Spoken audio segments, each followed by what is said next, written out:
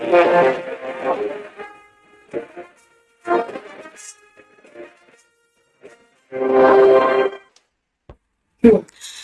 is ongoing conscious effort by the Independent National Electoral Commission to provide platform for people with special needs to exercise their franchise in the forthcoming general elections. The view of the importance of next year's elections, various pressure groups under the auspices of people living with disabilities have been engaging their members to play a key role in the elections process and ensure they tune themselves with technology adopted for the election. Therefore, improving election fortunes of people living with disabilities is the focus on Panorama today.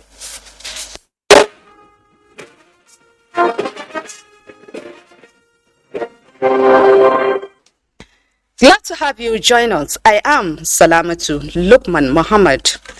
The Chief of Staff to the President, Professor Ibrahim Gambari, has stressed the need for the United Nations Security Council to admit Nigeria as permanent members of the Council to accommodate African interests. He said this while addressing members of Legislative Mentorship Initiative who were on learning visit to the State House. Professor Gambari said Nigeria cannot be ignored in international affairs as the most populous black country in the world, in addition to her sustained contribution to regional and global peace. The Chief of Staff noted that Nigeria is also economically strong, which make it giant in Africa. He described the leadership of President Muhammadu Buhari as uncommon among his colleagues in African continent, especially his commitment to leave a legacy of free and fair elections. On Nigeria's quest for the expand the 15-member United Nations Security Council, Gambari said the demand is within the ambit of fairness, equity, and justice.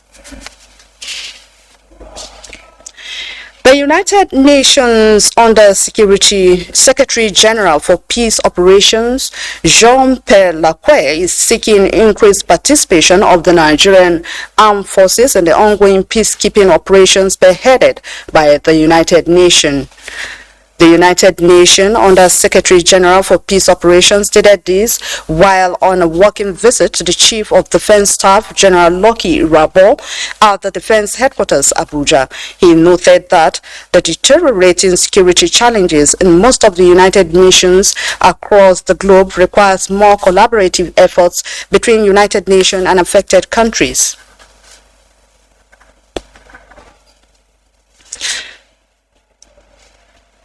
The Chief of Defense Staff acknowledged that Nigeria's deployment of troops in past United Nations peacekeeping operations has enabled the force to build the much-needed defense capabilities to address emerging security threats. As the 2023 general elections draw close, security reports point at security concerns about political thuggery as potential threat to the elections. The threat concerns came to the fore at the release of the second and third quarter security situation report for Kaduna State. Anthony Forsen reports.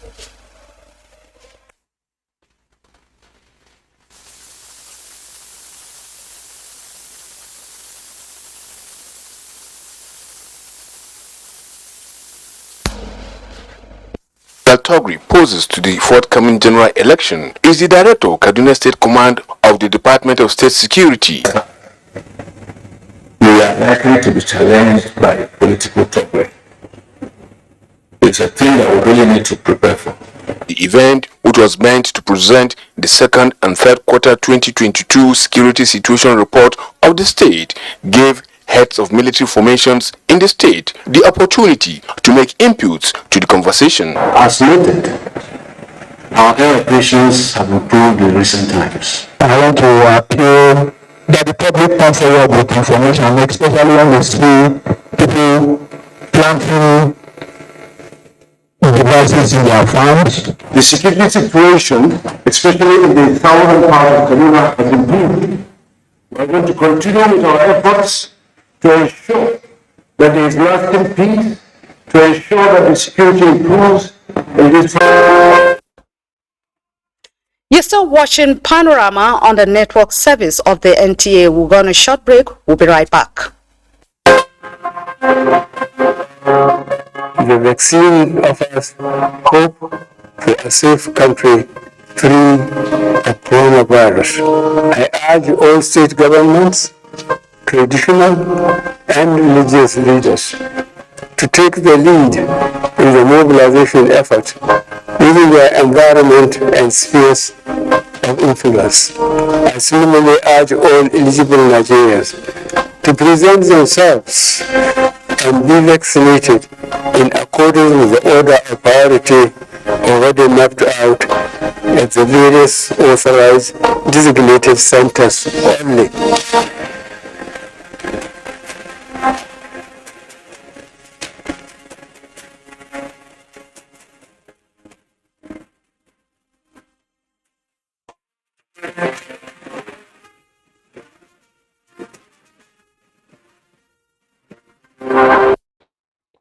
Hello and welcome to the Abuja Network Center. We've lost the signal from Kaduna.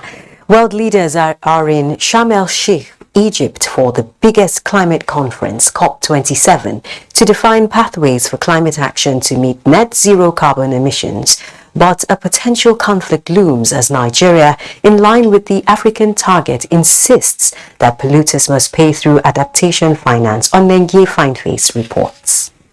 The long-awaited COP27 in Sharm el-Sheikh, Egypt is near upon us, and the global community is gathered here for negotiations expected to turn promises into action and make those deep commitments needed to resolve the climate crisis destroying the world.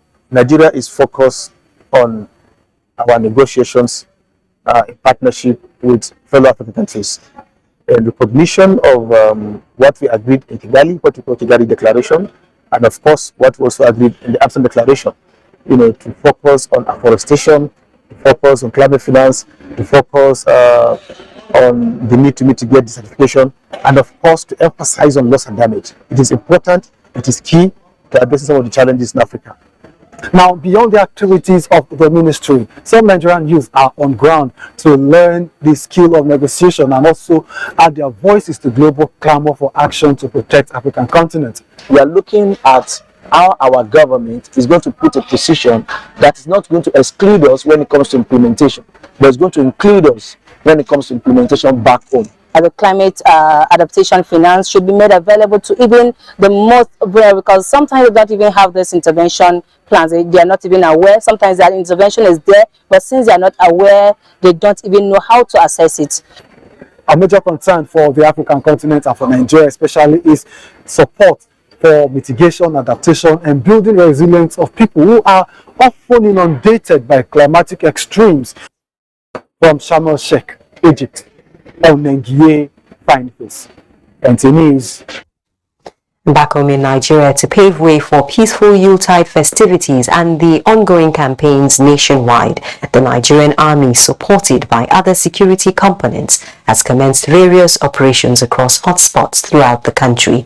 The Chief of Army Staff, Lieutenant General Farouk Yahya, made this known during lunch with troops of Theatre Command Northeast Operation Hatnankei at Maimalari Military Cantonment, Maiduguri. Mohammed Ibrahim reports. Chief of Army Staff Lieutenant General Farouk Yahya had, during this weekend visit, identified with troops engaged in counter-insurgency operations at Baga in Kuka local government area of Borno State and inaugurated Maternity and Child Health Center, Doctors Lodge and Regimental Sergeant Major's quarters.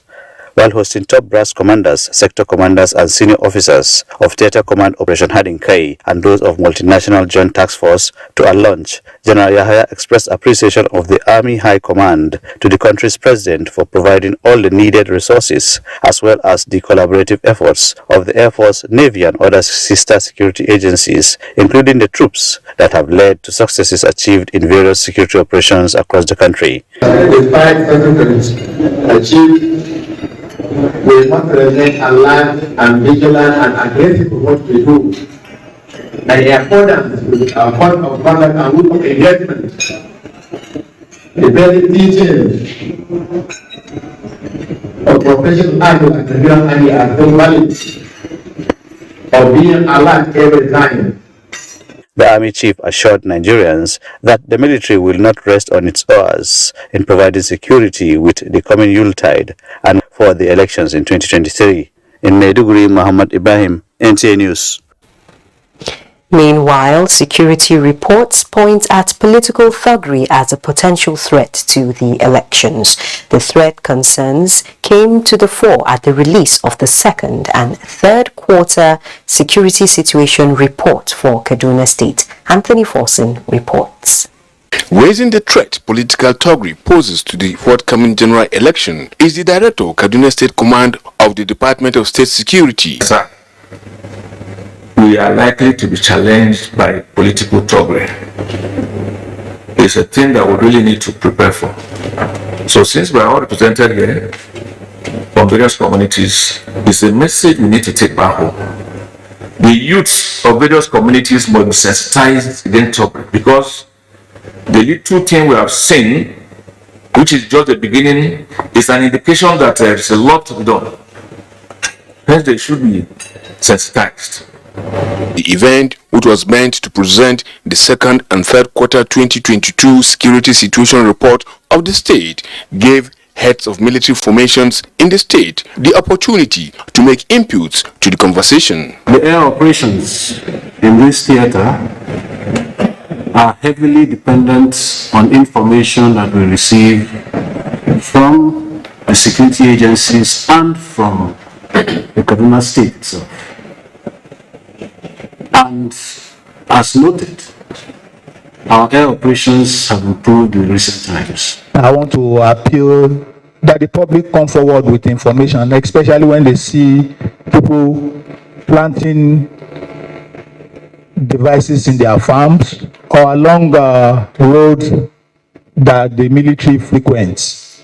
The security situation, especially in the southern part of Kaduna, has improved. For Operation Safe Haven, covering 5 local government areas of Kaduna State, which are Kaura, Kauru, Zangon Kataf, Jama'a, and Sanga, we are going to continue to do what we are doing right. We are going to continue with our efforts to ensure that there is lasting peace, to ensure that the security improves in these 5 local government areas we are covering. For Information and Culture Minister Lai Mohammed and his host Nasir El-Rufai, their position on fighting insecurity remained consistent. We begin to understand that we are dealing with a complex issue. These issues didn't start yesterday, but we finally got a very firm handle on them.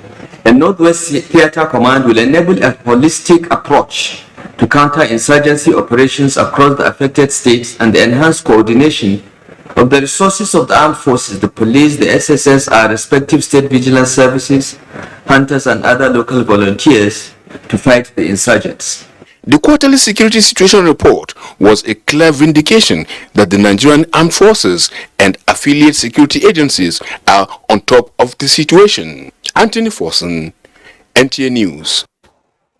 The All Progressives Congress APC in Nasarawa State has flagged off its campaign with a mandate to mobilize grassroots support to ensure victory of all APC candidates in the 2023 general elections. The national chairman of APC, Senator Abdullahi Adamu, the Chief of Staff to the President, Professor Ibrahim Gambari, joined Governor Abdullahi Sule to garner votes for the party. Aliu Tijani reports. Few months to the 2023 general elections, the All Progressives Congress APC in Nasarawa State has stepped up campaign to retain power next year. The gains recorded in infrastructural development, investment in agriculture and other sectors, Governor Abdullahi Sule says, are a manifestation of good governance his administration has provided for the people of the state. We are going to put in all our energy into this campaign until we deliver, because we want to deliver, we want to come back, we want to continue with the good work that we are doing. National Chairman of APC Senator Abdullahi Adamu, Chief of Staff to the President Professor Ibrahim Gambari, Senator Umaru Tanko Almakura, among other APC stalwarts, urged the people of the state to re-elect Governor Abdullahi Sule and ensure victory of all APC candidates in the 2023 elections. 4 plus 4. How can I? 4 plus. He wants all the governors of APC to return. He wants more states to become APC states. And therefore, in that context, what does he want? Continuity in this state. Every committed and loyal member of APC will start his campaign right now. Day in, day out, night in, night out. The party says it will embark on door-to-door campaign to ensure overwhelming victory for the party next year. In Lafia, Aliu Tijani, NTA News. Meanwhile, women groups from the northwest geopolitical zone of the country have declared their support for the PDP presidential candidate Atiku Abubakar, saying he has the capacity to tackle Nigeria's challenges. The groups made their position known during a PDP summit in Kano. Awal Salisu reports that the theme of the summit is strengthening the northwest women's political participation through inclusion. The convergence of these women groups on Kano is to drum support for the presidential bid of PDP candidate Atiku Abubakar in the upcoming 2023 general elections. Wife of the PDP standard bearer, Princess Rukayat Atiku Abubakar, expressed the hope that with the support of women from the zone, her husband is sure of winning the forthcoming general elections.